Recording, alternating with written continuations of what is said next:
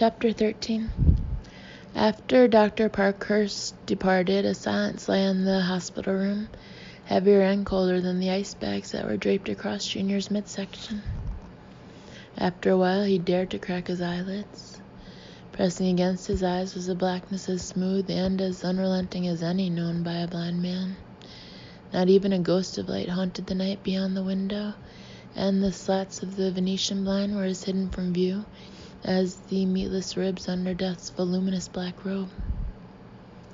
From the corner armchair, as if he could see so well in the dark that he knew Junior's eyes were open, Detective Thomas Vanadian said, "Did you hear my entire conversation with Dr. Parkhurst?" Junior's heart knocked so hard and fast that he wouldn't have been surprised if Vanadium, at the far end of the room, had begun to tap his foot in time with it. Although Junior had not answered, Vanadium said, "Yes, I thought you heard it." A trickster, this detective, full of taunts and feints and sly stratagems, psychological warfare artist. Perhaps a lot of suspects were rattled and ultimately unnerved by this behavior. Junior wouldn't be easily trapped. He was smart. Applying his intelligence now, he employed simple meditation techniques to calm himself and to slow his heartbeat. The cop was trying to rattle him into making a mistake, but calm men did not incriminate themselves. "What was it like, Enoch? Did you look into her eyes when you pushed her?"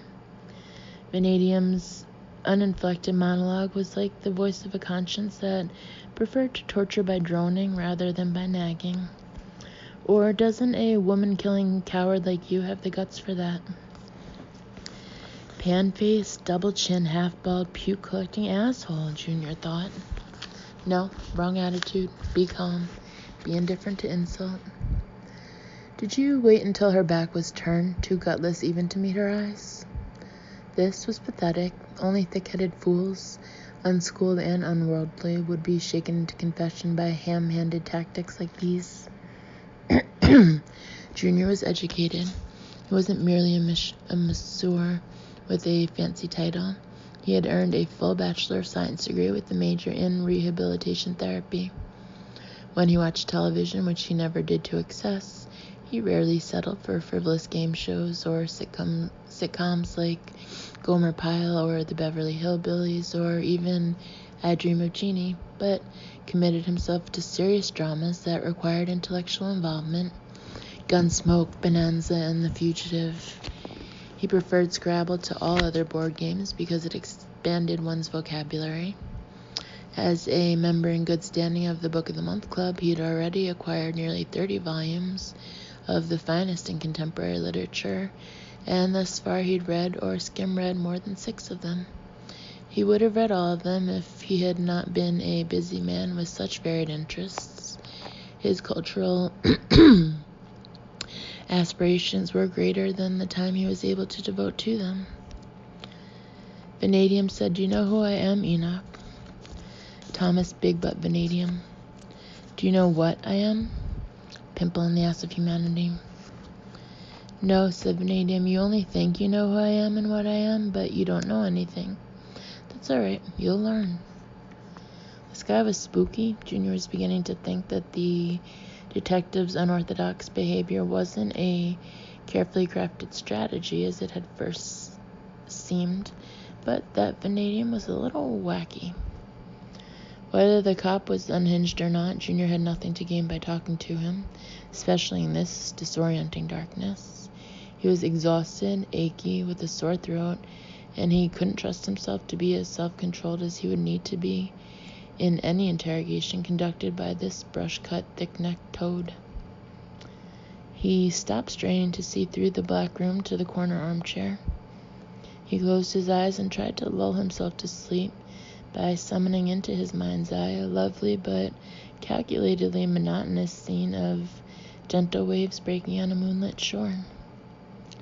This was a relaxation technique that had worked often before. He had learned it from a brilliant book, How to Have a Healthier Life Through Auto-Hypnosis. Junior Cain was committed to continuous self-improvement. He believed in the need constantly to expand his knowledge and horizons in order to better understand himself and the world.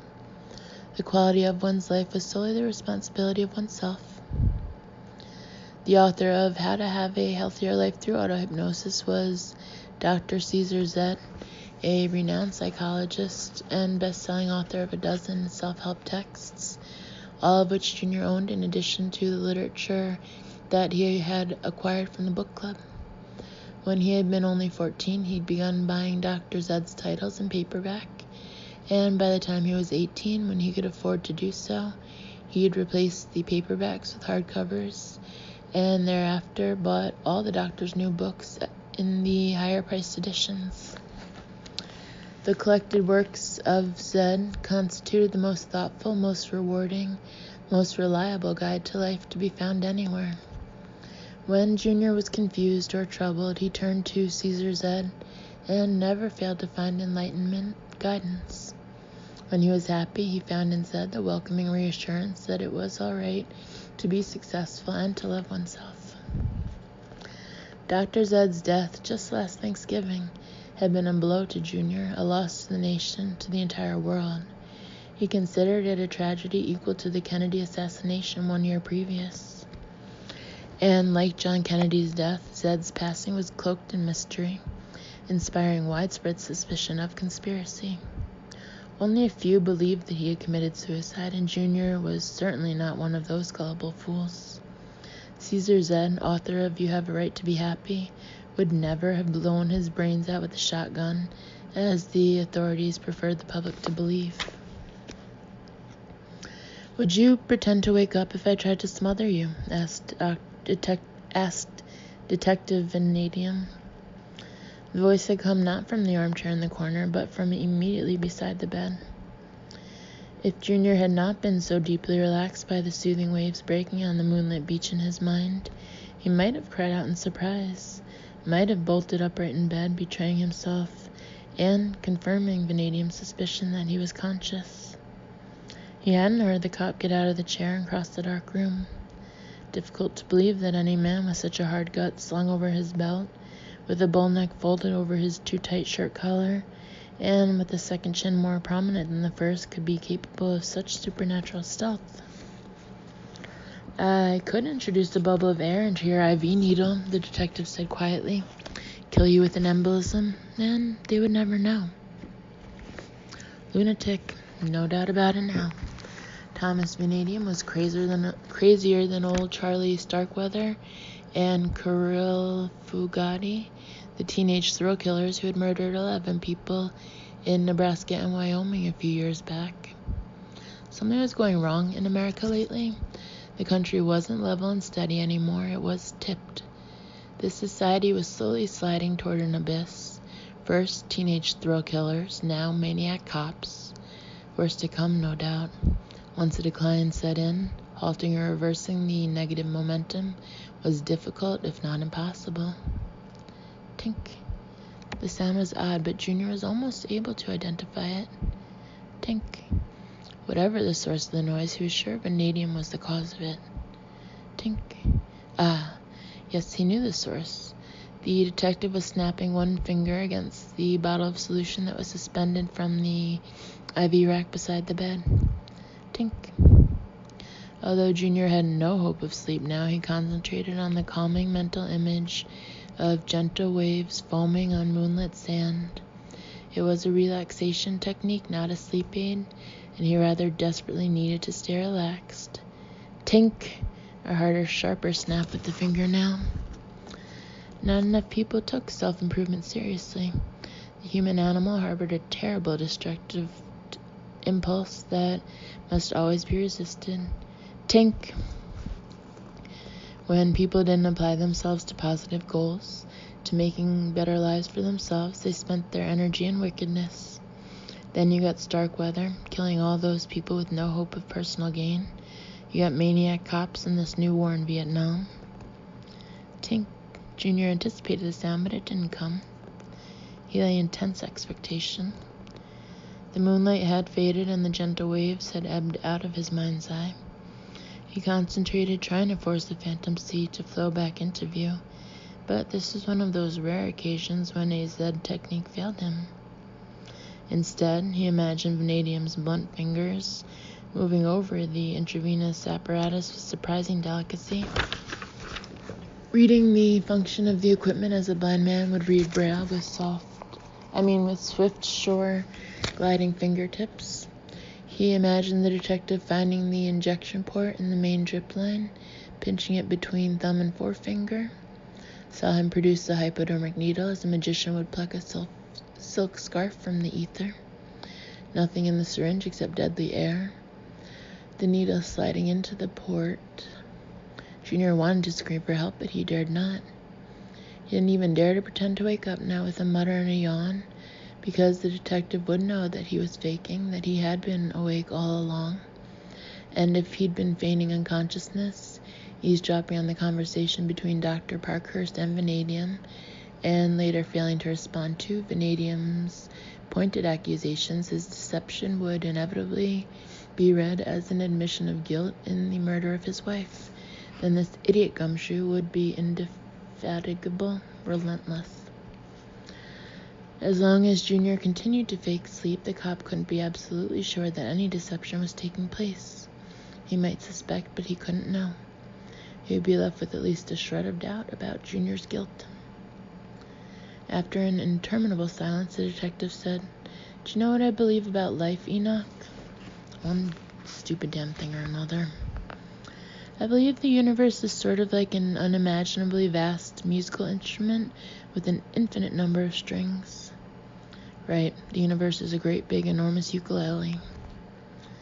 The previously flat, monotonous voice had in it now a subtle but undeniable new roundness of tone. "And every human being, every living thing, is a string on that instrument. And God has 400 billion fingers, and he plays a really hot version of Hawaiian Holiday. The decisions each of us makes and the acts that he commits are like vibrations passing through a guitar string. In your case, a violin, and the tune is the theme from Psycho." The quiet passion in Vanadium's voice was genuine, expressed with reason, but not fervor, not in the least sentimental or unctuous, which made it more disturbing.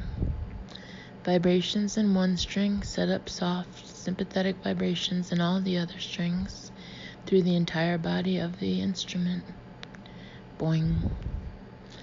Sometimes these sympathetic vibrations are very apparent, but a lot of the time they're so subtle that you can hear them only if you're unusually perceptive.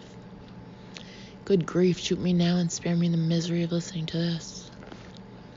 When you cut Naomi's string, you put an end to the effects that her music would have on the lives of others and on the shape of the future. You struck a discord that can be heard, however faintly, all the way to the farthest end of the universe. If you're trying to push me into another puke-a-thon, this is likely to work. That discord sets up lots of other vibrations, some of which will return to you in ways you might expect, and some in ways you could never see coming. Of the things you couldn't have seen coming, I'm the worst. In spite of the bravado of the responses in Junior's unspoken half of the conversation, he was increasingly unnerved by Vanadium. The cop was a lunatic, all right, but he was something more than a mere nutcase. "I was once doubting Thomas," said the detective, but not from beside the bed any longer. His voice seemed to come from across the room, perhaps near the door, though he had made not a sound as he'd moved. In spite of his dumpy appearance, and especially in the dark where appearances didn't count, Vanadium had the aura of a mystic. Although Junior didn't believe in mystics or in the various unearthly powers they claimed to possess, he knew that mystics who believed in themselves were exceptionally dangerous people. The detective was driven by this string theory of his, and maybe he also saw visions or even heard voices like Joan of Arc. Joan of Arc without beauty or grace. Joan of Arc with a service revolver and the authority to use it. The cop was no threat to the English army as Joan had been, but as far as Junior was concerned, The creep most definitely deserved to be burned at the stake. Now, I'm doubtless, Vanadium said, his voice returning to the uninflected drone that Junior had come to loathe, but that he now preferred to the unsettling voice of quiet passion. No matter what the situation, no matter how naughty the question, I always know what to do, and I certainly know what to do about you. Weirder and weirder. I've put my hand in the wound. What wound? Junior wanted to ask, but he recognized bait when he heard it, and he did not bite. After a silence, Vanadium opened the door to the corridor. Junior hoped that he hadn't been betrayed by eyeshine in the fraction of a second before he closed his eyes to slits.